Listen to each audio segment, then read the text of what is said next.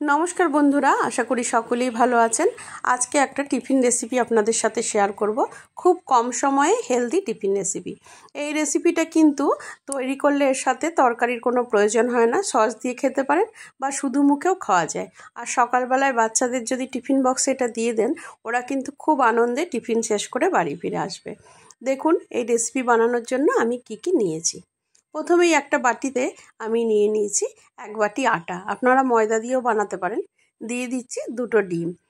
এর সাথে দিয়ে দেব স্বাদ অনুযায়ী লবণ, দিয়ে দেব 2 চামচ পেঁয়াজ কুচানো, 1 চামচ ক্যাপসিকাম কুচি, 1 চামচ দিচ্ছি লঙ্কা কুচি, আর দেব 1 চামচ ধনেপাতা কুচানো।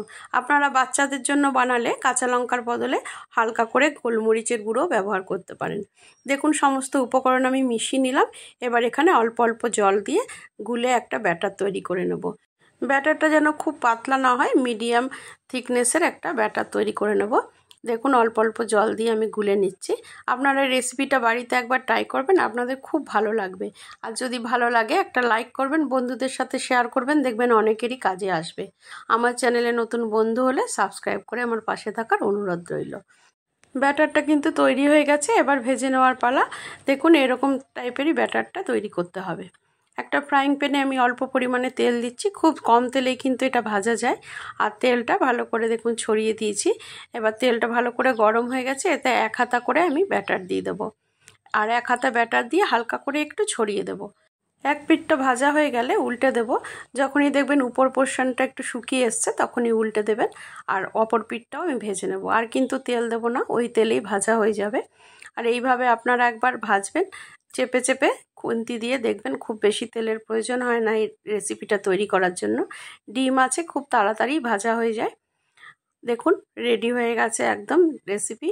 আপনারা এইভাবে সকাল বা সন্ধ্যায় যে কোনো সময় কিন্তু এই টিফিন রেসিপিটা বানাতে পারেন।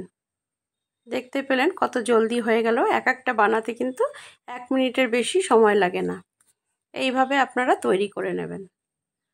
আশা করি আপনাদের ভালো লাগলো। যদি ভালো লাগে কমেন্ট করে জানাতে ভুলবেন না। এই টিফিনটা কিন্তু একবার যদি বানিয়ে নেন ঠান্ডা হয়ে গেলেও শক্ত হয় না। ডিম আছে তাই যতক্ষণ পর্যন্ত রাখবেন নরমই থাকবে, এটা কিন্তু শক্ত হয় না। তাই একবার বানিয়ে যে কোনো সময় গরম করেও খেতে পারেন। ফ্রিজে রেখে দিলে আপনারা বিকেল দিকে সকালে বানিয়ে বিকেলে খেতে পারেন, বা বিকেলে বানিয়ে সকাল দিকেও গরম করে খেতে পারেন। তাহলে দেখতেই পেলেন মাখামাখি বেলাবেলি ঝামেলা ছাড়া কত চটজলদি এই টিফিনটা তৈরি হয়ে গেল। আপনারা অবশ্যই একবার ট্রাই করে দেখবেন।